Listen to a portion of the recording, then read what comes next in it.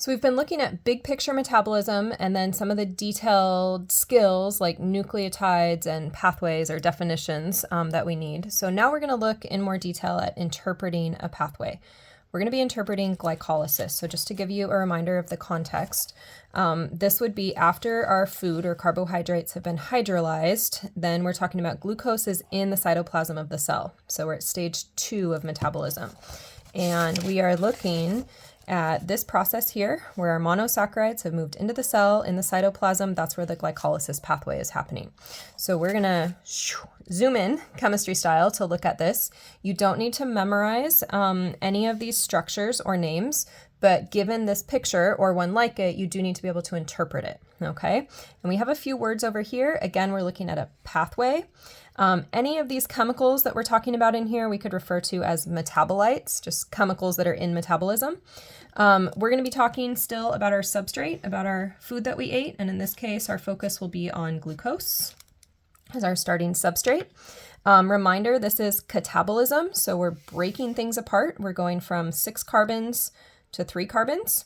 And defining our glycolysis, again, this is happening as a part of stage 2. Glycolysis, sugar breaking, is a process where glucose is being oxidized and broken apart into 2 pyruvate molecules. So depending on the food group that you have, different things are happening in stage 2, right? So amino acids are going to be having a different process than our glycerol or our fatty acids. So we're just focusing on one example here, but we would have other pathways and reactions for the other food groups. So to get into some guided study of this, let's take a look at these questions. So where in the cell does glycolysis occur? We were just looking at that, and we're not in the mitochondria yet.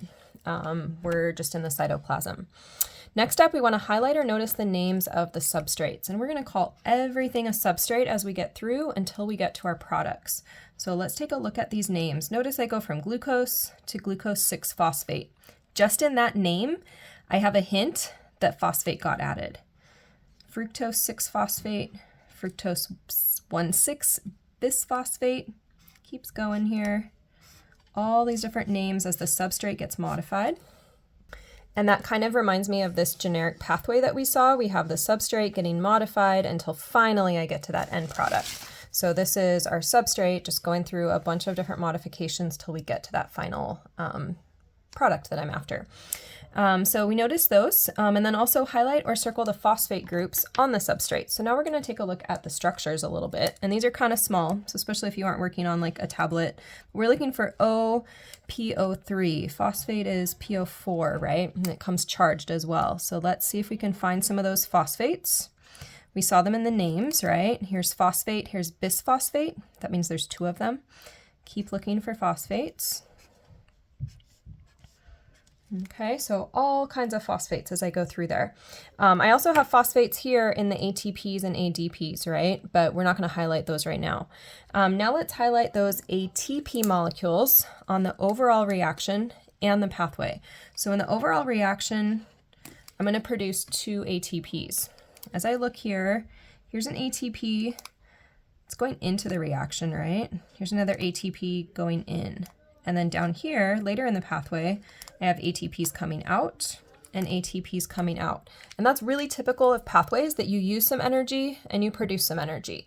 Not unlike life, if we think about money, you use some energy and you produce some, you use some money and you produce some money, right? That's how running a business is, that's how running a house is. So we're looking there for our ATP molecules. Another thing to look for, let's look for the NADH molecules overall. So here's NADH. We should have NADH as one of our products. Let's take a look. Here are 2 NADHs, and that's it. So there's those NADH molecules.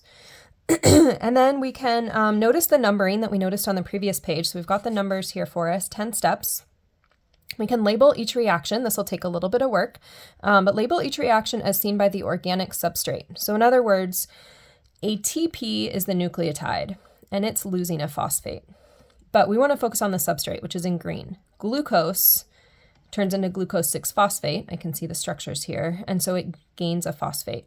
So I would say at step 1, glucose gains a phosphate, and we are learning in this chapter that gaining of phosphate is called a phosphorylation reaction. And you have all the different names here to choose from. And so if we go to, say, the next one, glucose 6-phosphate turns into fructose 6-phosphate. Couple of clues. There's a clue here where it says isomerase. We haven't seen one of these reactions yet, but that's a good hint that we have an isomerization reaction. Also, I can see that nothing's being added or removed on the arrow. So that's the definition of an isomer, right? You keep the same molecular formula. So step 2 here, I just rearranged my carbons and hydrogens and oxygens. And step 2 is called an isomerization reaction. Those are really important reactions in our bodies. So that would be an isomerization.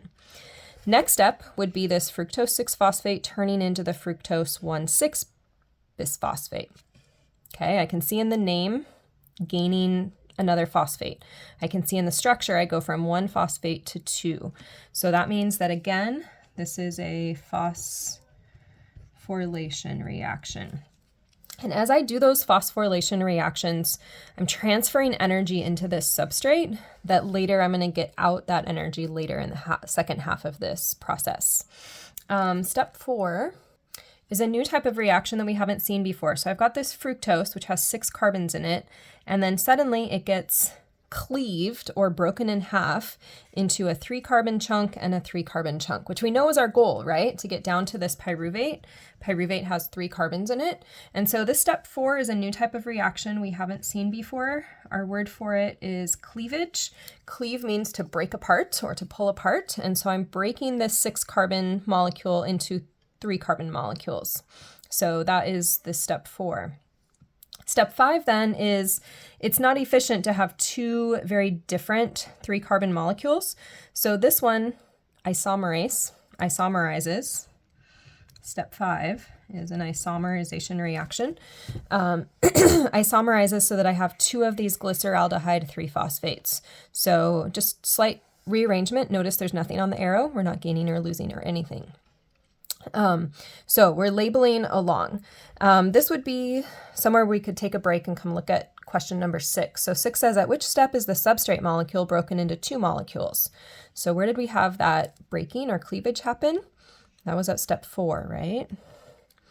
And then here's another question we can pause to think about. How many ATP have been used as reactants? So if I look up here, I've used an ATP and I've used an ATP. So I've used 2 ATPs, and you might be asked, what steps did that happen at? Step 1 and step 3. I'm doing all this work for you, but you want to be able to answer all these questions and do all this by yourself as well, okay? Now we're going to move on to the second half, which is called the energy production stage of the pathway. That means we're getting energy out, getting our ATPs out now. So let's keep looking at our reactions. This is kind of a tricky step, step 6 here. So in step 6, I've got, looking at the arrow is going to give me some good hints. I see NAD becoming NADH. So NAD becomes reduced, right? That means if the coenzyme's being reduced, then my substrate must be oxidized. And I would not recommend that you count C's and H's here. I would just say reduced means that my substrate must be oxidized. And then there's a second thing happening here. Notice I go from having 1 phosphate to having 2. And see this little 2pi? That means 2 phosphates are feeding in. So in step 6, I've got 2 things happening.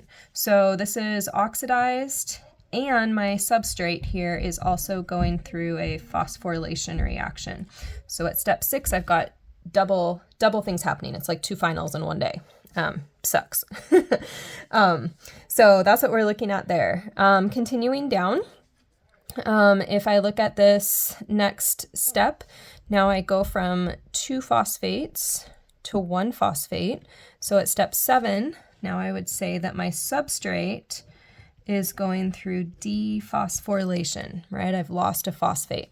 Now, read carefully because I might also ask you what's happening to the nucleotide. And so the nucleotide, the ADP, diphosphate, becomes ATP, triphosphate. And so here I see a phosphorylation for the nucleotide, but a dephosphorylation for the substrate. Makes sense, right? We always saw that with oxidation and reduction. If one compound gets oxidized, the other gets reduced. And it's the same idea here. It's just kind of written a little bit differently, okay? I'm going to let you continue down with some of those names for the rest of these, but let's take a look here. How many ATP are produced?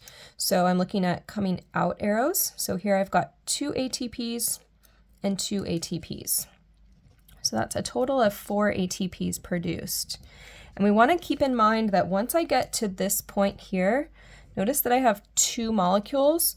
So that's why everything has 2's by them, because I've got 2 of these glyceraldehyde 3-phosphates. And so all of this is happening twice, okay? And so that gives me double the products.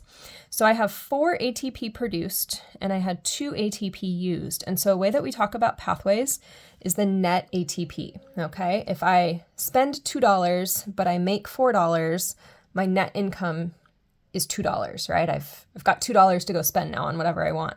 So similarly, if we have 2 ATP that are used and 4 produced, then I would say that my net is 2 ATP. And that's what I see up here in my overall reaction. Number 9 says steps 1 through 5 are called energy investment. 6 through 10 are production. So investment. So in 1 through 5, I see ATP coming in, right? In 6 through 10, I see ATP coming out. So that's simply all we mean by an investment half of a pathway or a production half of a pathway. And then a new little piece to learn at the end of this pyruvate, if we have aerobic conditions, aerobic means oxygen is present, then we're going to be able to carry on with metabolism as we want to. So the pyruvate will react and form acetyl-CoA, which is what we are hoping will happen because that will feed into the common metabolic pathway. If we don't have oxygen, so say we're out of breath or something or unhealthy, then we are in anaerobic conditions. So we don't have oxygen. And so then what's going to happen is the pyruvate will turn into lactate. And if you've ever felt your muscles burn, which I'm sure you have, that's because you're out of breath. And so you get lactic acid in your muscles. Once you get enough oxygen, that lactate can then reverse and turn back into pyruvate and become acetyl-CoA. But when you're out of breath, all of your metabolism at this point veers off and becomes acid, and that's why we feel burning, because acid burns, right? So that is a detailed look at glycolysis. You've got a few reactions to identify here. And any of these questions, including if the structures look just slightly different, but anything on glycolysis, I would expect you to be able to think through all of this and answer it yourself.